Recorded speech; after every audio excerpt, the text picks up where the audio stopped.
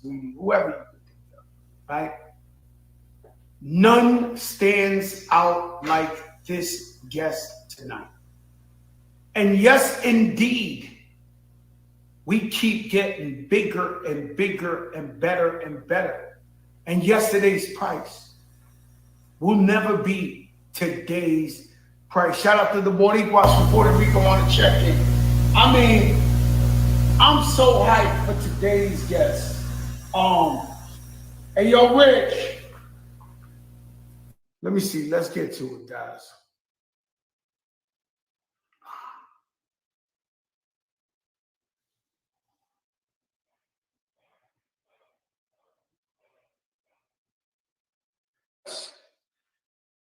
Now I can show you better than I can tell you.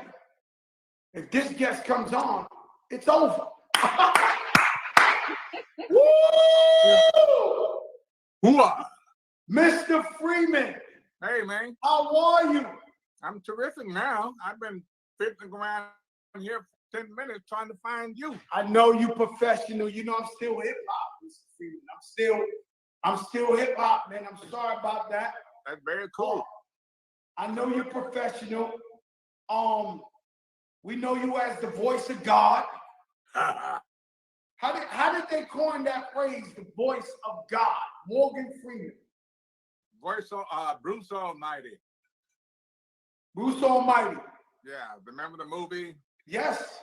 I played God, and it was a lot of people accepted it. I mean, let me tell you something. You so much the voice of God that I saw an interview one time where they were saying they didn't even know that Morgan Freeman was black. You believe that? No. No, I've been around a long time, and I've been black the whole time. So.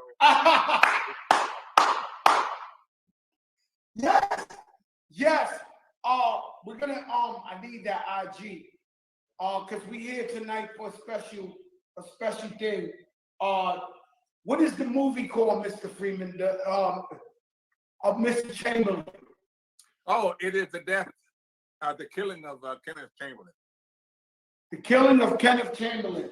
And so what I understand was his son and them had the project ready and it sat around for 10 years and you discovered this and you said, this is brilliant. I got to be a part of this. Yeah, this is basically true. The action took place 10 years ago in the killing. And the movie was made a couple of years ago. And my partner and I got to see it. It was sent to us at a time when they were just looking for distribution. You know, how do we get this movie seen? And Lori and I, my producing partner, we thought, oh my God, you know, yeah, right. We got to get on this. So here we are. Man, this is an amazing story. I'm gonna get his son on here right now. To include him on this so we can chat about the movie coming up. And when does the movie come out, Mr. Freeman? I think it's already out. Just not by release. Yeah. So is there a streaming platform we can find this movie at? You ask Kenneth, he'll know about it. I'll do it right now. Don't worry about it. I'll do it right now. Just a second. Nothing's going wrong. Is Kenneth there? I had trouble getting here. No, you did great. You did great. Thank you, because I'm really a Luddite. You know, I'm old school. You talking to the... I don't see it. Hold up. I'm sorry. Just a second. No worries. This guy got the biggest name I ever seen in the history of mankind. It's the longest name.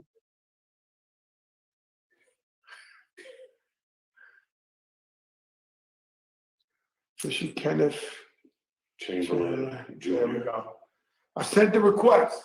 So, man, some of the things I want to get educated on this movie. I'm a movie buff. I love movies. Hey, what's up, my brother? How you doing? Joe Crack the Dawn. I salute you, bro. Listen, let me tell you, this is the big. You know, I got a phone call today from Eddie Levert, the living legend. And when he called me, I said, what do I owe this for? He said, I just want you to know you the big show in the game. I said, oh my God. I started singing, they smile in your face all the time. They want to take your place. How's it go? My brother, we here to talk about the movie that was made about your dad. Could you explain to us the name of the movie, where we can find it, and just break down to us the unfortunate incidents that happened with your dad that makes this film so powerful? So the name of the film is called The Killing of Kenneth Chamberlain. And the platforms that it's on is iTunes, Amazon Prime, Google, Microsoft, Vudu, YouTube, Vimeo. You get it on all of those different platforms. And this is about the killing of my father that happened almost 10 years ago in White Plains, New York. He inadvertently triggered his around his neck. He suffered from a heart condition and chronic obstructive pulmonary disease and bipolar disorder.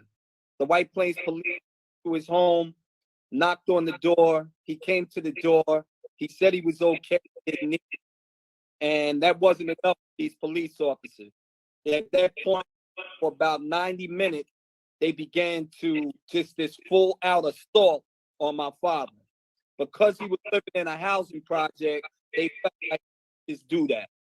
And they eventually took off his hinges. They fired 11 taser at him, a beanbag shot 4 times, and then they shot him and killed him. But not before he said he was okay. And the officers called him the N-word and cursed at him right before.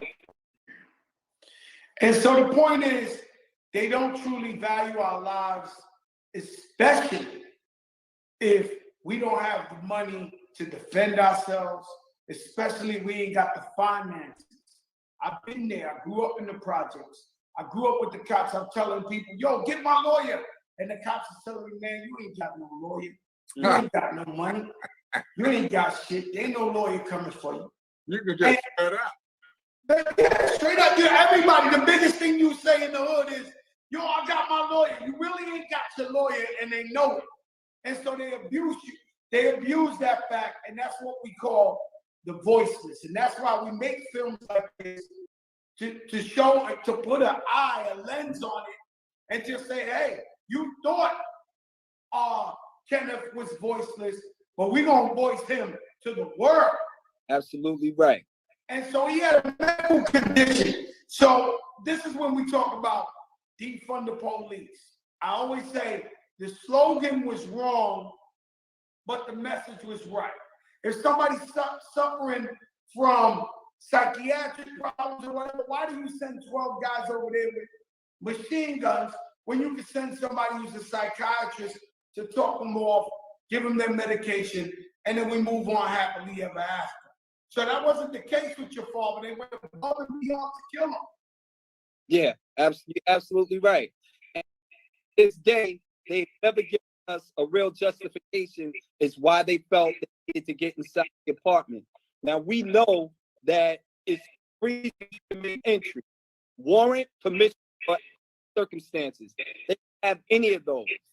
So they, like I said, at one point, if you listen to the audio, which is on YouTube, and I tell people, I challenge any listen to it and say they don't hear misconduct or murder, where you hear your father say, I'm telling you I'm all right, and the police respond back, I don't give a F, nigga, open the door. And, you know, and they take, like I said, take the door off the hinges. But absolutely right. When you're dealing with people in mental health crisis, you need mental health professionals responding. Most of these police do not know how to deal with situations like that because they're more reactive than proactive. So you have to put mental health services in emergency responses. This is why, like you said, when you talk about defund the police, the wording is wrong. You want to reallocate funds, want to have emergency services or mental health services in there, you know, and I always tell people that because it's not about being anti-law enforcement. It's just making sure that the rules apply equally for everybody straight across the board. The same way they lock you up, they have to do that to everybody. Mr. Freeman, you've seen and heard every story in the world. What made this story so compassionate to you that you got behind it and you got behind this movie and you produced this movie? What was so special about this one? Joe, let's look back a few weeks. Let's look at George Floyd, the whole thing with that. We saw that happen. We didn't see the killing of Kenneth, but we know about it. And I guess we can't, as Americans, I'm not going to say Black Americans, that's bullshit. We can't, as Americans, just allow this kind of activity with the people who are supposed to be enforcing our laws, right? Mm-hmm. What this means in the long run, today's price is not yesterday. You feel me? Yeah, I feel you. Yesterday's price is not today's price. The people know that, Mr. Freeman. And so we trying to make change. We keep yelling. We keep doing what we got to do. Have you seen any change, Mr. Freeman? Because you're a little bit older than us. Have you seen change from when you was growing up? Did you? Wait. Did you say a little bit over the hill? No, a little more mature than us. A little more mature. Yeah, Mr. Freeman, a little more mature than us. Okay, that's better. Yes. I'll tell you what change I have seen. You and I are talking about it on the air. It's out in the ether. We're talking about it. People are listening. And what we have to say, a lot of people are going to respond to. We cannot allow the personnel of supposedly law enforcement to become unaccountable killers. It doesn't work. It's been pretty true in America in our lives, the three of us, our background, but we cannot just sit by and let it happen. We have to keep yelling and screaming, and now we have you. So, yeah. We here. Kenneth, let me ask you a question. What do you hope besides this? The movie's going to be a classic.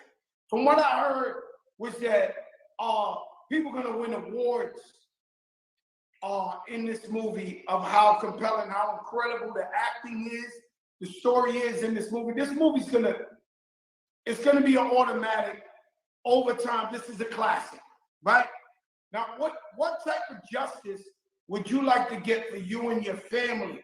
In a beautiful day, what do you consider justice after they killed your father? See, at this time, Joe, 10 years later, there is no justice for Kenneth Chamberlain.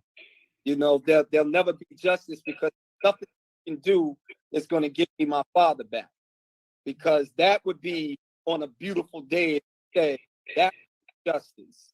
But outside that, what I'm doing is I'm out here and I'm trying to help other families that are impacted by violence. So we're trying to get some type of accountability in the killing of my father, as well as other families who have suffered these same types of. So you using your platform to talk about this could potentially help us get, because a lot of people might not know about the killing of Kenneth Chamberlain, but because Fat Joe said something about it, it made me start to pay attention to it. Right. Mr. Freeman, your legendary role in Shawshank Redemption, standing up for your guy was falsely accused, y'all rode out together. Does that, because the minute I heard about this movie, I started looking into it, I started thinking Shawshank Redemption, right? Is there some type of connection that brings you to this movie right here about Kenneth? No, I don't think so, Joe. I really don't. This is a completely different situation. I was guilty of what I was in prison for, and Andrew Dufresne was innocent. That's not the point. The point is that the there has to be, in our case, where Kenneth and I are talking about, accountability. You mentioned justice, and he said, no, we're not going to get justice. But justice is not really possible this late in the game. But what is possible is accountability. If the people who are pulling these things, these kinds of actions are held accountable, you can believe that will be reduced. Beautiful. Let me ask you a question, right? Because this voice is so legendary, right? I'm asking myself, while you're talking, I'm saying, is Morgan more famous from his acting or his narration, his voiceovers? Because everybody knows this, your voice is so distinct that I'm wondering what you think you're more famous for, your voice or your acting? Well, I was in the Shawshank Redemption. I'm going to stop there. You Joe Clark. I mean, in the hood, you Joe Clark. Yeah, and all through the Caribbean, nobody knew me as Morgan Freeman. They knew me as Joe Clark. Oh, that might be, in my hood, that's your most legendary role. Joe Clark. I mean, we feared this man and we loved this man, and you brought him to life. A question I had to ask you was, he was an awesome educator. The person you saw on screen was the person who existed, Joe Clark. I watched him, I stood with him every day because we shot in his school as children poured into that school in the morning. He knew them all, and they all wanted to hug him. That's a teacher. Wow, exactly. I mean, because you respect the guy. He's tough, but it's because he loves you. Yes. He wore his heart on his sleeve. And we all felt that. I had a principal, not like Joe Clark, but he was mean, but we know he loved us, Mr. Reagan. He might have passed by now. This is elementary, but look, Mr. Reagan was like taking no shorts. You saw him down the hall, you ran in that classroom, but he was also polite. He was also a beautiful person. A question I want to ask Mr. Freeman, was there any, for me, let me just say, musically, if Fat Joe could make any record, I would have want to make 50 cents in the club, right? So when I hear that record, I'm like, damn, I slipped on that one. That should have been my record, right? Is there any role any actor ever played, and they could have been excellent at it, and you said, damn, I wish I had that role? I was a friend of Alan Ladd Jr.'s, and we did a movie together. And he spoke to me about one of the pet projects that I had always wanted to try and promote. I wanted to play Shane. Remember the movie Shane with Alan Ladd? Shane. No, I didn't. And I seen everything. Long time ago. But he was just a gunfighter who happened upon this little family in this little town who was in trouble. And it was like what we have not seen in our movies is heroes like that, black, and they were full of them. Wow,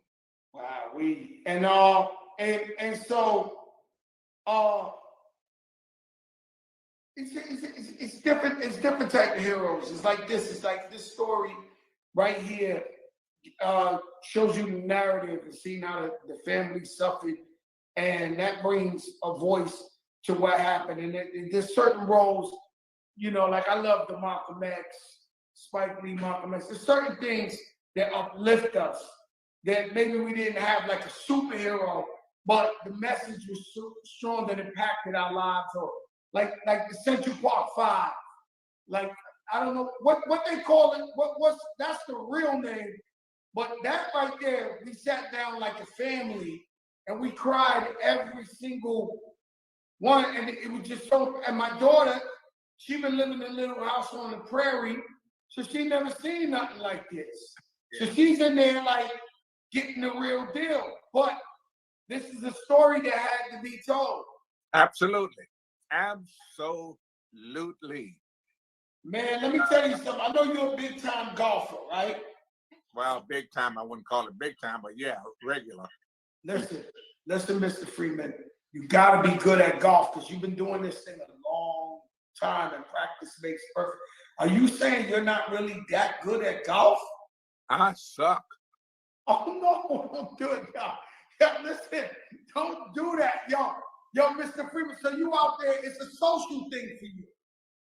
It's just a way to keep busy, to keep my body active. Wow. You know, I got two friends. Yo, do you play golf? No, I don't. I heard it's really, really hard. Try it. It's a wonderful game, but you ain't going to go far with it. Wow. You know, Mr. Freeman, I said, I got two friends that always got pictures on Instagram. They golfing, they this. So I asked one of my friends, I have dinner with him, and I say, I'll tell you, I said, yo, how's Spec guys at golf? He said, he sucks. This guy, I'm like, but he's there every day. What do you mean? Every day. So yeah. Every day. So I go to my friend Beck, I said, man, you know, I had dinner with our other friend, such and such. And I asked him, how's your golf game? And he said, you suck. And he said, yeah, but what would he know? He's jumped by the fifth hole. I'm like, so nobody's good at golf? People just play golf to play golf? I watch golf every weekend, the pros. They miss the same putts that I miss. And I really, really, really suck at golf. You know, let me tell you something, Mr. Freeman. Something that really blew my mind was hearing you on 21 Savage's album. Oh. That was like, I was like, how did he get him? I called Dre from Cool and Dre. We all called each other. Everybody's like, yo, he got Morgan Freeman. How does this happen? I'm a real guy. Voice of God shit is that was going of somebody's, you know, promotion or something. I'm not the voice of God. I'm the voice of Morgan Freeman. Tell him about it, Kenneth. But you know, when I first met Morgan, I told him, I said the first thing I had to say to him was, take the locks off the doors, Mr. Sam. The enemy is here. Because like you said, Joe Clark, that was the movie. Right. He been hearing this his whole life, too. He been hearing this his whole life. Shout out to Living Legend Melvin Moore on the check-in. Mr. Freeman, any new hip-hop projects you working on right now that we don't know about? Well, I just finished a one with who was it? Metro. You know, here on this show, when we say something nobody knows, we call this a Joker moment, like Joker Winfrey. So be clear, there's a Metro Boomin project coming out with Morgan Freeman on that thing. Yes. Of all time, who are your top? I'm asking you, I would say top five, but who are your top? Yeah, let's go. Top five. Who are your top five favorite actors that you think are the most incredible actors? Black, white, Asian, female, Latino. Philip Seymour Hoffman, Meryl Streep, Francis McDormand, Clint Eastwood, and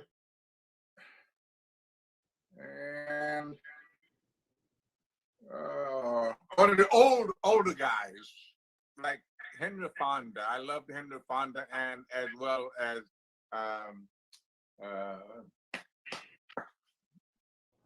the guy who was involved with Katharine Hepburn for so long, Spencer Tracy.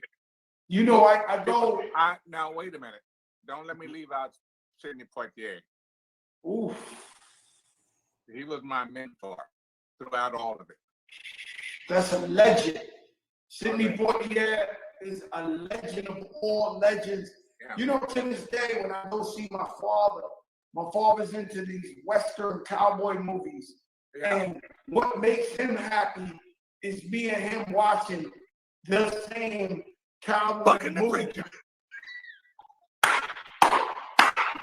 I done watched The Good, Bad, and Ugly with this man about 100 times, and he sits down and talks about this guy's the best, and Harold Flynn, and this and this and that, and he just starts naming names. And it's a special moment for me to be with my dad watching these Western movies. Yeah. Well, when I was a kid growing up, I mean, that was it for me. It was Westerns. Nobody did any black cowboys or heroes, but I was okay with that at the time. No more. I mean, that's how it started. We started, from my era, we started watching Happy Days and all that, and Richie Cunninghams and all that, and then it went into Good Times and Rerun, and now we finally felt like we had somebody on the screen. Yeah. Or Chico and the Man. Chico and the Man. Remember him? I remember that. Yeah. Mr. Freeman, when it's all said and done, what would you be, if we could just say, what do you left, what did you leave to the world, and what you would like the world to recognize you as 100 years from now? Nowhere near now, but what would your legacy, what would you want to be known as? I think I'd like to be known as the man who changed America's view of Black life. Can you elaborate on that, Mr. Freeman? Well, we went through World War II without knowing anything about the input of Black soldiers. We don't have any heroes out of that war, and they were hundreds.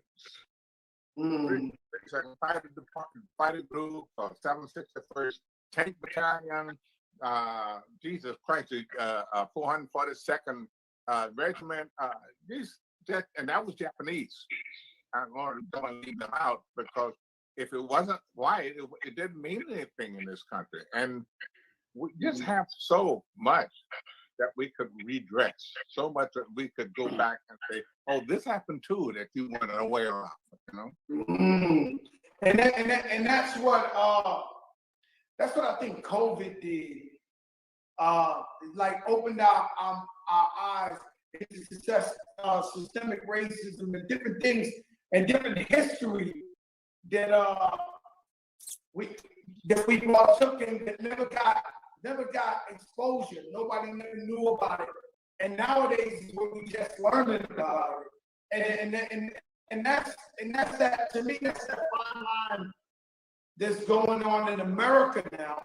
The elephant in the room, per se, to where people are figuring it out. Like, yo, maybe Little Red Riding Hood wasn't Little Red Riding Hood. Maybe Cinderella wasn't Cinderella. Yeah. And that's the confusion that everybody seems to be having. See, you're hitting a nail on the head. I want to make some people sit up and say, "You never thought of that." It's a fact. Yeah. Cinderella. Cinderella? She was cleaning up. She was a maid. She was nobody. That part would have been played by McQueen. Remember her? Yes. And so this is the type of stuff we can do now, being that doors are opening to do films like the film about Mr. Kenneth and do other films to let people know they was here, their story matters. The story will be told because for so many years, our stories, Black and brown stories, have been suppressed. Yeah. And so, yes. But now Kenneth and I are depending on you because you have that with us. I told everybody to go get it. Like, they better go stream it. And let me tell you something. The thing that with the beauty about movies is that we talking now in 2021 about Joe Clark. These things live forever. And way beyond our time, when we're gone, these movies still come. The movie is really, really a landmark. It's really something that lives forever and in the hearts of people. I remember I was just a baby, and it's crazy. I don't know the name, but you know the name. Denzel Jones played the sanitation man. What's the name of this movie? He played the sanitation man. The woman had, she was a single parent. Princess. Princess? That's the name of the movie. I would watch this movie and not know what it was really about when I was a kid. But I'm talking about 4 years old, 5 years old. But I knew it was a great movie. And I knew there's something about this movie that's special. And over the years, I was like, it was Claudine. Over the years, I would watch it and it would just be special to me. And I knew, I didn't even understand the story. I knew this was special. And that's what I mean by movies. The test of time was from the heart. When it's from the heart, it's going to last forever. Oh, yeah. Even if it's not from the heart, it's still going to be here. The point is that the ones that are from the heart are going to be here. Wow, that's a beautiful thing. Listen, Kenneth, can you tell them once again what's the name of the movie, where they can find the movie, where they can stream the movie? Because I want to go, I'm going to watch it tonight. Well, the name of the movie is called The Killing of Kenneth Chamberlain. You can find it on iTunes, Amazon Prime, Google, Microsoft, Vimeo, YouTube, Voodoo, all those platforms. You just type in The Killing of Kenneth Chamberlain and it'll come up. And I'm really hoping that this film is going to force a conversation for people really look at police reform and changes that we need to put in place so individuals are held accountable when they commit these types of acts. So, you know, like some of the things that we're looking at right now, Joe, is outside of civilian complaint review boards, we're looking at trying to have police officers licensed. Because you have attorneys that are licensed to practice law, police officers should be licensed to enforce the law. And if they violate, if they're guilty of misconduct, brutality, and criminality, they lose their license and they cannot be police officers anywhere. So it's very important. But the name of the game is accountability. That's why you hear Morgan and I talking about that. And, you know, again, I salute you for putting this on and using your platform. It ain't nothing, my brother, man. It's all love, man. I jumped out the window in a minute. I heard y'all wanted to get on here, man. And, you know, I love you guys, and I stand with you. And I'll keep promoting the movie and telling everybody to go see it and don't stop seeing it. Because I'm going to see it tonight myself. All right. All right. Mr. Freeman, we love you, man. Love you, Thank you for your time. Thank you, Joe. Thank you. Love you, love you. Salute, Joe. Let me lay this on you. I've had a lot of interviews, and this has been one of the best. Yeah.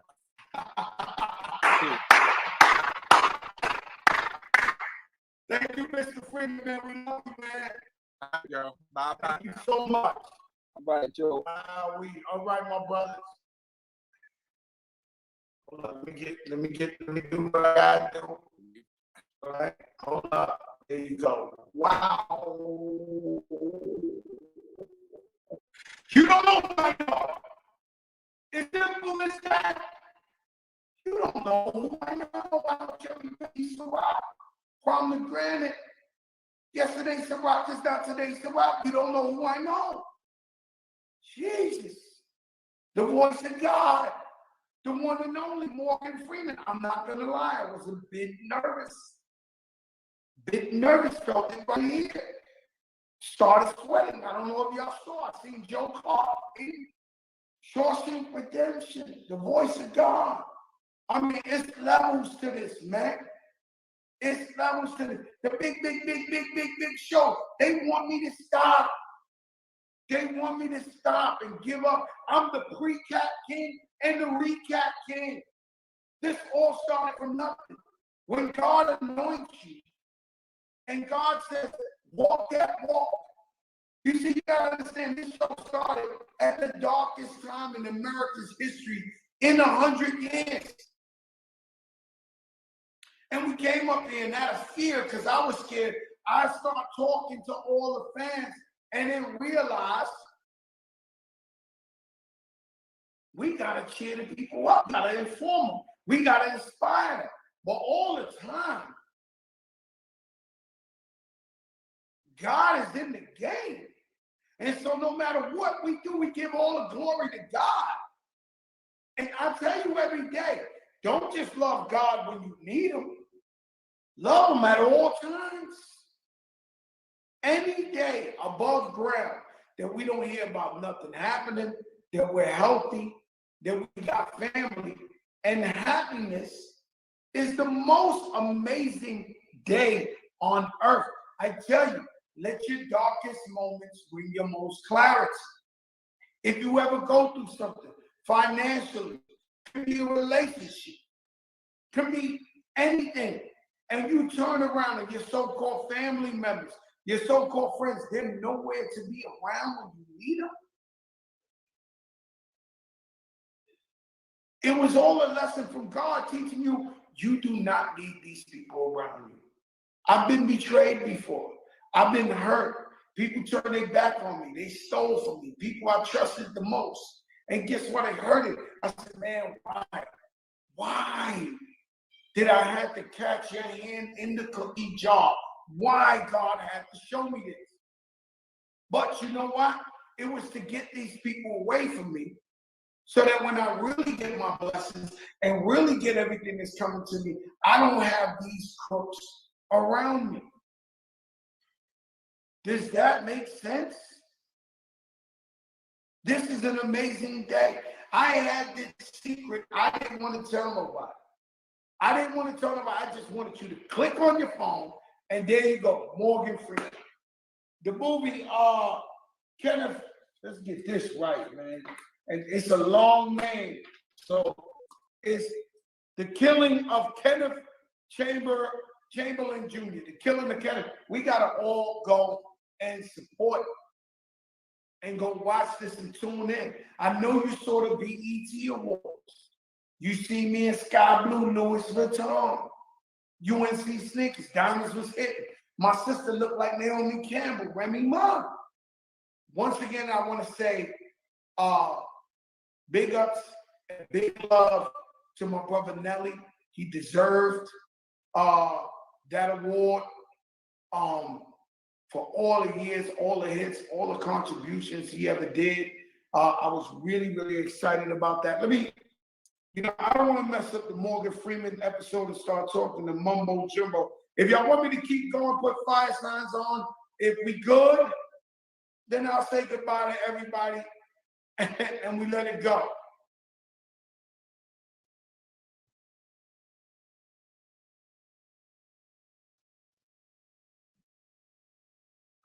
And so, all right, we'll leave that mumbo jumbo alone. Listen, y'all, keep God first. Always trust in God. I see the fire signs now, but yeah, I appreciate y'all, man. But I'm going to this thing. I'll tell you about it tomorrow. My brother Derek is having a charity event tonight. We're going out there with the family. Shaka Khan is performing. Shaka Khan is performing. Look, let's do this, right?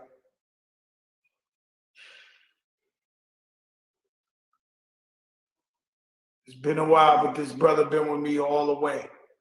I'm gonna let him end the show. Hold up, I'm going to see Shaka Khan. Shaka Khan. Yo, Kenny Sway. Joe. A legend on the show. My God. You put it down for me since day one. Kenny Sway, take us out of here. Sing an inspirational song for us. And get us up out here. I was born by the river in a little town. Oh, just like the river I've been running ever since. It's been a long time coming, but I know change gonna come. Oh, yes, it is. Yeah, man. Hey, y'all. Kenny Sway, man, thank you for the love, my brother. Everything been good? Yo, everything's love, man. Hit me, man. God bless, Kenny. I hit you. Peace. Everybody, thank you for tuning in. The Voice of God, Morgan Freeman. The movie is called Kenneth Chamberlain Jr., The Killing of Him. Let's tune in. Let's support. And I'll see you soon. Peace, y'all. The biggest.